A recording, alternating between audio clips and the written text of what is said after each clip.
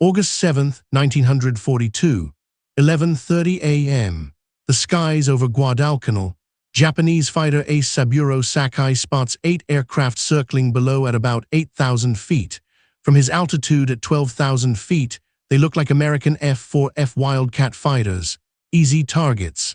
Sakai has already shot down 2 American aircraft this morning, an F-4F and an SBD Dauntless dive bomber. He's feeling confident.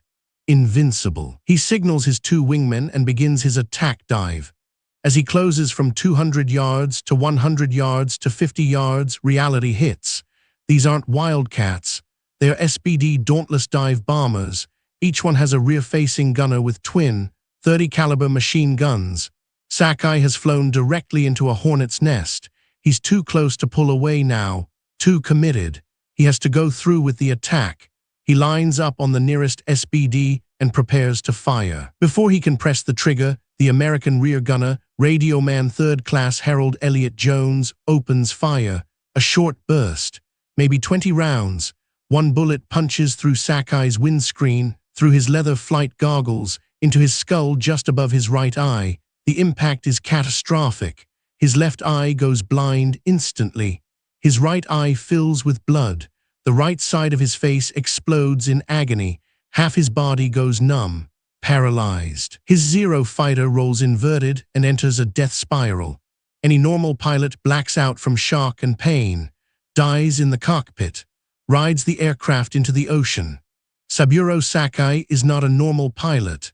Before we dive into the most impossible flight in aviation history, drop a comment below and let me know where you're watching from.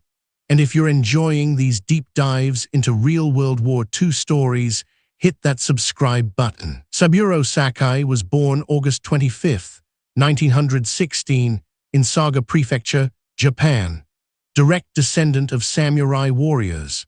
His family had served in the invasions of Korea in the 1590s, but were forced into farming after the abolition of the feudal system in 1871. When Sakai's father died in 1927, his mother couldn't support 7 children. Sakai's uncle adopted him and sent him to a Tokyo high school. He failed academically and was sent back home after 2 years. At age 16, facing no prospects, Sakai joined the Imperial Japanese Navy in May 1933. The Navy broke him. Basic training was brutal beyond description. Recruits were beaten with rattan sticks for minor infractions, sometimes beaten unconscious, thrown into cold water to revive them, beaten again. The philosophy was simple: create warriors who could endure anything. It worked. Sakai graduated hardened, unbreakable. In 1936, he volunteered for flight training. Out of 500 applicants, only 70 were accepted. The training was even more brutal than basic. Most washed out. Sakai didn't. He graduated first in his class in 1937 and received a silver watch from Emperor Hirohito personally. By 1938, Sakai was flying combat missions in China, A6M Claude fighters against Chinese forces.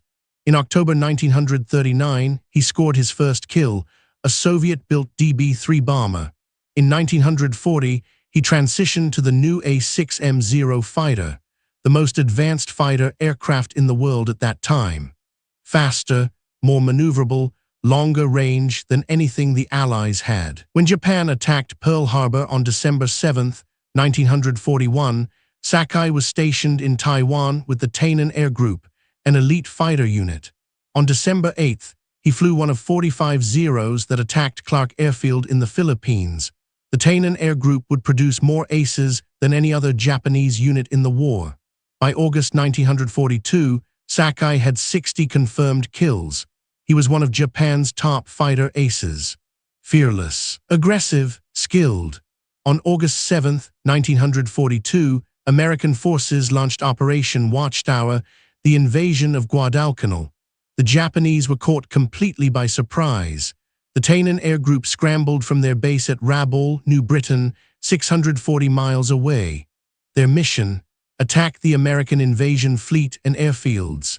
Sakai shot down an F-4F Wildcat flown by James "Pug" Sutherland. Then he destroyed an SBD Dauntless piloted by Lieutenant Dudley Adams, 2 kills before noon. Then he spotted those 8 aircraft circling near Chalagi Island. The moment the bullet hits his skull, Sakai's Zero rolls inverted. The aircraft is in a death spiral, spinning, diving, out of control. Sakai can't see, can't move his right arm, can't feel the right side of his body. Blood is filling his right eye. His left eye is completely blind. But somehow, through sheer will, muscle memory, training, something, he manages to push the stick forward with his left hand. The Zero's nose comes up slightly.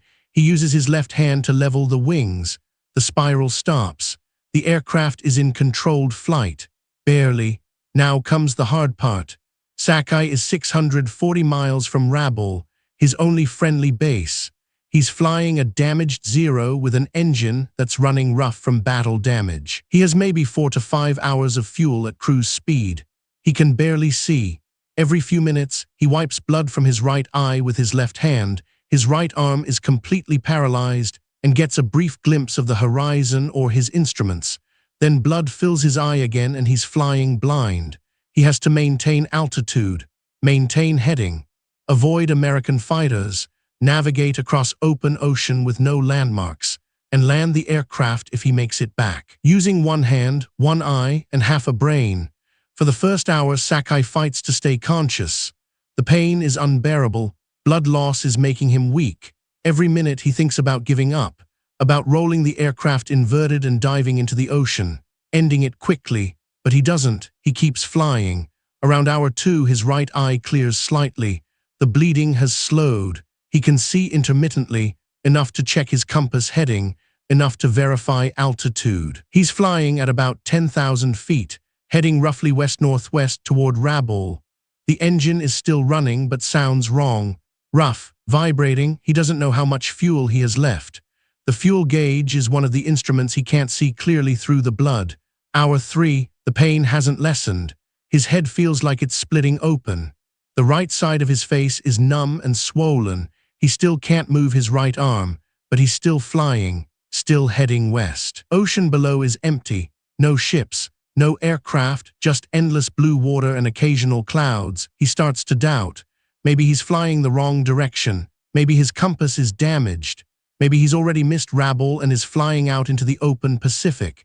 He pushes the doubt away, keeps flying. Hour 4. Sakai sees land, a coastline, New Britain. Rabaul is on the northern coast. He adjusts his heading slightly north. 20 minutes later, he sees the airfield. Rabaul home, he's made it. 640 miles, 4 hours and 47 minutes. One hand, one eye, half paralyzed, but now he has to land. He lowers the landing gear using his left hand, lines up on the runway. The Zero is wobbling, he can barely see. His depth perception is gone with one eye blind. He touches down hard, too hard. The aircraft bounces, comes down again, rolls to a stop. He shuts down the engine and sits in the cockpit. Ground crew rush over. They open the canopy and see the blood, the destroyed face, the paralysis. They start to pull him out. Sakai stops them. He tells them he needs to file his combat report first. They think he's delirious, in shock. He insists.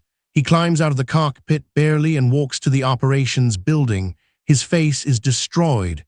His flight suit is soaked in blood. He can barely stand. He finds his commanding officer and delivers his report. Shot down 2 aircraft. Attacked by dive bombers. Wounded, flew back to base. Request permission to be dismissed for medical treatment. Only then does he collapse. The medics rush him to the field hospital. The doctors can't believe he's alive. A bullet through the skull, massive head trauma, one eye destroyed, severe blood loss. Hours of flying in this condition. It's impossible, but here he is. Surgery takes hours. They remove bone fragments, clean the wound. Save his right eye, though the vision is permanently damaged. His left eye is completely blind. His right arm eventually regains some function through brutal physical therapy. His face is permanently scarred. The doctors tell him his flying days are over. He'll never pass a medical examination. He should accept a desk job, retire. Sakai refuses. The next year he works as a flight instructor. training new pilots, hating every minute of it. Not because he doesn't want to teach, because he wants to be in combat. Finally, in April 1944, his superiors relent. Sakai returns to combat duty, with one eye, half-blind, scarred, but still deadly. He's assigned to Iwo Jima. The Americans are closing in on Japan. Air superiority belongs to the U.S. Navy. Japanese pilots are being slaughtered, but Sakai keeps fighting. On June 24, 1944, he mistakes a formation of 15 F-6F Hellcat fighters for friendly aircraft and flies too close. They attack him. For 20 minutes, Sakai fights off 6 50 caliber machine guns per Hellcat, 90 machine guns total. He escapes unscathed, with one eye. On July 5, 1944, he's ordered to lead a kamikaze mission, a suicide attack. He takes off, searches for the reported American task force, can't find it, returns to base. Whether he genuinely couldn't find the target or chose not to find it, nobody knows. Sakai survives the war. Japan surrenders on August 15, 1945. Sakai is promoted to lieutenant junior grade after 7 years of combat, after 64 confirmed kills, though historians debate the exact number, after being shot in the head and flying 640 miles home. After returning to combat with one eye, he retires from the Navy and does something unexpected. He becomes a Buddhist, takes a vow never to kill any living thing again, not even a mosquito. He opens a print shop, lives quietly, but his story won't stay quiet. In 1957, his memoir Samurai is published in English. It becomes an international bestseller. Americans read it. They're fascinated by this enemy ace, this warrior who should have died a dozen times but didn't. In 1983, something remarkable happens. Henry Sakeda, a historian, identifies the American rear gunner who shot Sakai on August 7, 1942. Harold Jones, the man who put a bullet through Sakai's skull. Sakeda arranges a meeting near Los Angeles. Jones and Sakai meet, face to face. Former enemies. Sakai brings the flight helmet he wore that day, still has the bullet hole. Jones examines it, apologizes for not finishing the job. Sakai laughs, says he's glad Jones didn't. They exchange gifts, become friends. Over the years, Sakai meets more American pilots, former enemies, P-51 Mustang aces, Navy fighter pilots, F-6F Hellcat drivers. They share stories, compare experiences, realize they are more alike than different, warriors who respected each other. In 2000, shortly before his death, Sakai serves as a consultant for Microsoft Combat Flight Simulator 2, teaching a new generation about aerial combat, about the Zero, about what it meant to be a fighter pilot in the Pacific War. Saburo Sakai dies September 22, 2000, at age 84. He lived 58 years after the bullet that should have killed him. 58 years he earned by refusing to die in that cockpit over Guadalcanal. 58 years he spent teaching, reconciling, building bridges between former enemies. His legacy isn't just the 64 aircraft he shot down. It's the impossible flight, the refusal to quit, the transformation from warrior to peacemaker. So what's the lesson here? What do we take from Saburo Sakai's 640-mile flight? Maybe it's that the human will to survive can overcome injuries that should be fatal. That training and muscle memory can take over when conscious thought fails. That some people are just built differently, hardened by brutal childhoods and brutal training into something that refuses to break.